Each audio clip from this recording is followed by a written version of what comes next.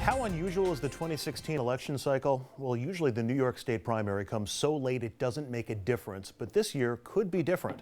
Donald Trump is going to have to scrape up every delegate he can get if he wants to get to 1237 before the convention in Cleveland. So New York, New Jersey, and Connecticut could actually be pivotal when those primaries finally roll around, and one of our New York's is rolling around next month.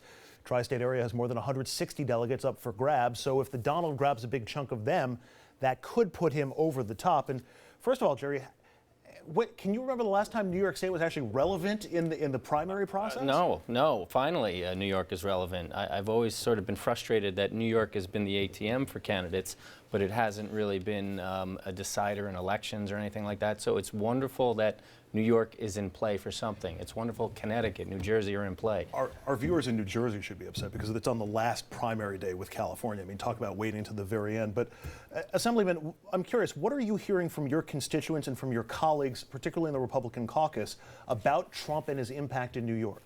Well, there is a polarizing effect. There are some members of the Assembly, for example, that are big-time Trump supporters, most of them from central New York and up in the Erie County area. And then there are others that are kind of appalled by Trump and can't believe that he's on the way to being the candidate. Is he going to have enough institutional support among state Republicans? You know, I think if the election was held right now in New York, he'd probably get his normal 42%. But I think the real test for Trump is, can he get a majority? Can he get more than 50% in his home state? And the irony of Trump being a New Yorker is he's going to get crushed in New York City, and he's really a New York City guy. And the people 3, 4, 5 hours upstate are going to come out in droves for him, even though they're not really, from his neighborhood or anywhere close. There have only been 3 polls for the Republicans in New York so far this year. One of them just came out today. It's Emerson College poll, which I'll be honest, I had never heard of before today's poll.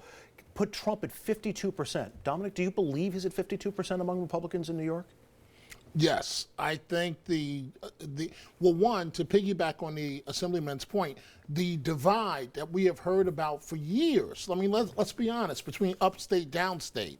And so even though Trump is from downstate, his views are parallel with many people that are from the central New Yorks, the Oneida, the Oneanters.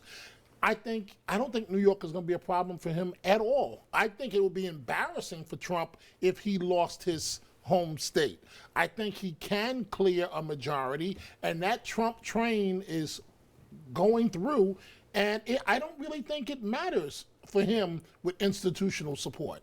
That day is long gone. But I only ask because, Senator, New Yorkers have seen Donald Trump so much more than the rest of the country have. We've seen his positive headlines, and we've certainly seen his negative headlines over the years. Does that poll number, and I should clarify that he's got a 52-point lead in that poll, that poll surprise you? The one you just put on the screen? Yeah. Yes. I'm surprised. However, what I would take from that is it's showing out of the people that are going to go vote. I have a feeling that in New York, particularly, a lot of Republicans will be staying home. Because as the Assemblyman said, he's a polarizing character. And there's people that love him, and there's people that are really disturbed by him. And I'm talking about within their own party. You transfer that over to the Democratic side, sure. I'm sure there's Democrats that will vote for Trump. Many, no. I think more so he's a polarizing character, and if anything, that would motivate them. Maybe they weren't excited about Hillary or Bernie or whoever the candidate is, but that will get them out to vote because they just see this polarizing character. You see the rhetoric at the debates. I mean, that's something that's probably most disturbing to me. I've never been a Trump fan, so I'll put that out there. However, as a political leader, as an elected official, anyone that doesn't condone violence right away, I mean, that's a problem. That's a scary, scary thing. That's what's most disturbing to me. Assemblyman, I'm curious to your reaction to that last point about Trump and his reaction to violence. And also, I'm curious your take on Trump as a Republican elected official. Yeah, so, I'm torn. I'm not on the Trump train. I've been critical when he was running for governor, or talking about running for governor. I was very critical. But the way to beat Trump, unlike almost anybody else, I tell most people, hey, you're losing, you have to go negative, this guy has a lot of baggage, go after him. For some reason, it doesn't work with Trump. And I find myself, not a Trump fan, but when the media attacks him, I find myself being sympathetic to Trump. When the other candidates attack him, I thought it was foolish of Cruz and Rubio to come out the other day and blame Trump for the violence at the rally that he didn't even hold. So when he's criticized, and certainly when he's criticized by the president and Hillary Clinton, it moves me closer. If you want to beat Donald Trump, if you're Ted Cruz or now John Kasich, the way to do it is expose him on policy, put your policy ideas and his absence of policy ideas out there. You're both on the Republican side of the ledger. Have you had any contact or what kind of reach out effort has there been from the Kasich campaign and the Cruz campaign to try to make inroads in New York?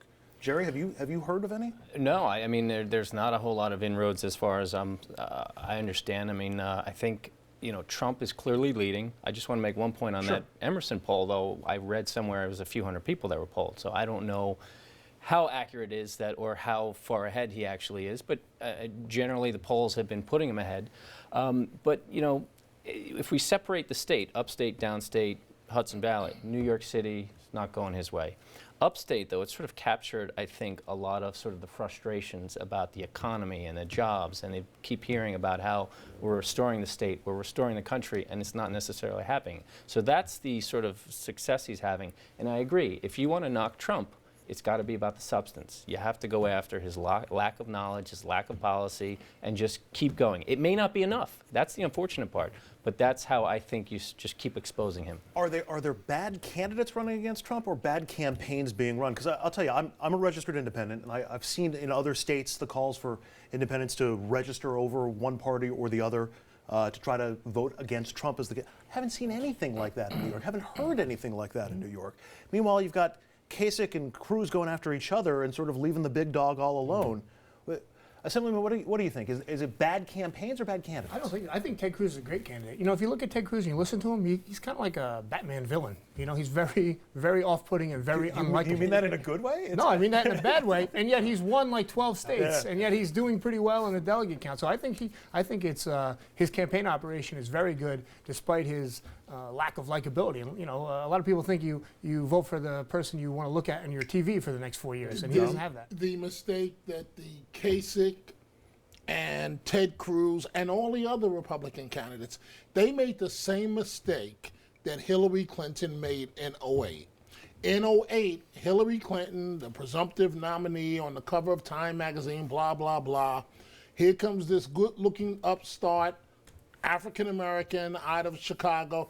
Well, we need the black vote. We don't want to alienate them. Let's just ignore them. Let's just ignore them. Let's just ignore them. Republicans did the same thing with Trump. He's going to implode. He's ignorant. He doesn't know anything about the issues. Let's just ignore him. Let's just ignore him. In the meantime, that train has been coming through. And now it's unstoppable. And I think they might have been afraid of him, too. I think they were afraid, but I agree with Dominic. I think it may be too late. All right, we're going to take a break. When we come back, we're going to shift to New York issues. And the Hunger Games have come to New York State, regions fighting other regions for jobs. But are the taxpayers of New York getting jobs?